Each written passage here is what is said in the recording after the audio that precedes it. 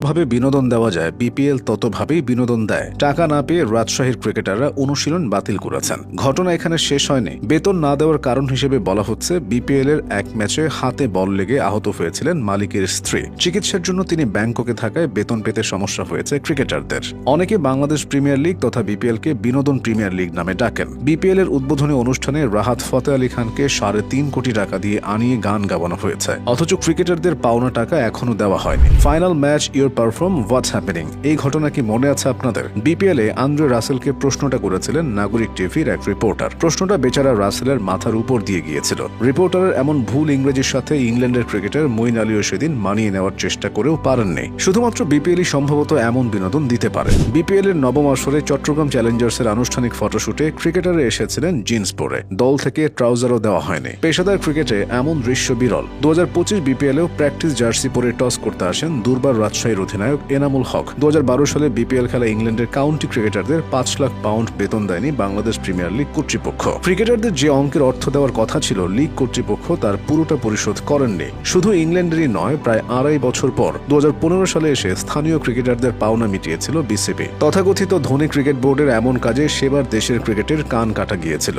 2013 সালে ঘটেছিল বাংলাদেশ প্রিমিয়ার লিগের ইতিহাসের সবচেয়ে লজ্জাজনক ঘটনা, যার 1 বছর পর 2014 সালে ম্যাচ ও স্পট অভিযোগে দোষী প্রমাণিত হয়ে দেশের ক্রিকেটের সবচেয়ে সম্ভাবনাময়দের একজন মোহাম্মদ আশরাফুলের উপর বড় নিষেধাজ্ঞা দেওয়া হয়েছিল। দৈনিক প্রথম আলোতে দেওয়া এক সাক্ষাৎকারে তখন মোহাম্মদ আশরাফুল বলেছিলেন 2004 সাল থেকেই তিনি সাথে জড়িত। বাংলাদেশে ক্রিকেট বড় উপলক্ষ এবং উদযাপনের মঞ্চ হিসেবে বিবেচিত হয়। সেখানে আশরাফুলের মতো একজন ক্রিকেটারের এমন ঘটনায় জড়িত থাকাটা ব্যাপক আলোড়ন তৈরি করেছিল। আশরাফুল আর কখনোই বাংলাদেশের জাতীয় দলে ফিরতে পারেননি। বাংলাদেশের ক্রিকেটে সাকিব আল হাসানের সাথে আম্পায়ারের কথা কাটাকাটি পরিচিত এক দৃশ্য হয়ে উঠেছে। বিপিএল এর নবম আসরেও এর ব্যতিক্রম হয়নি। বিপিএল এর নবম আসরে ডিআরএস তথা ডিসিশন রিভিউ সিস্টেম না থাকায় প্রকাশ্যে বিপিএল ব্যবস্থাপনার সমালোচনা করেছে খেলোয়াড় এবং কর্মকর্তারা। সমালোচনার আগুনে উত্তাপ বাড়িয়েছেন তারকা অলরাউন্ডার সাকিব আল হাসান। সাকিবের মতে বিপিএল এর ক্ষতি হয়েছে এবং এসব সমস্যার সমাধানে ম্যানেজমেন্টের ইচ্ছার অভাব রয়েছে। বিপিএল এর ডিআরএস না থাকার সঙ্গে যোগ হয়েছে আম্পায়ারদের দৃষ্টিকটু সব ভুল। 2023 সালের বিপিএল এ বিতর্কের জন্ম দেওয়ার সূচনাটা করেছেন আম্পায়ার মাহফুজুর রহমান লিটু।